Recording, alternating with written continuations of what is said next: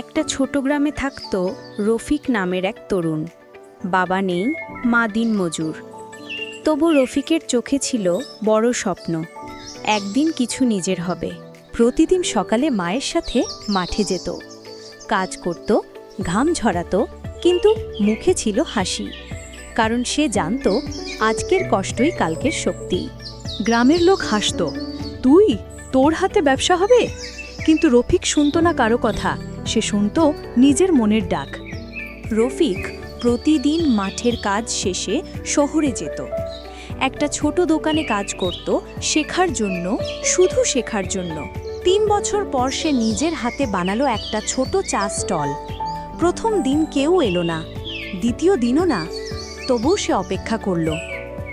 তৃতীয় দিনে এক বৃদ্ধা এলেন। রফিক তাকে বিনামূল্যে চা দিল।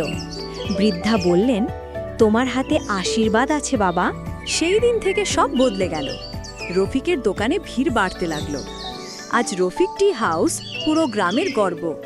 শেষে রফিক বলে, মানুষ তোমার পরিশ্রম দেখে না, ফলাফল দেখে।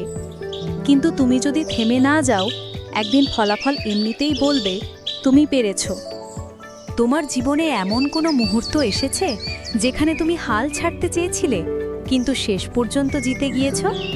নিচে কমেন্টে লিখে জানাও।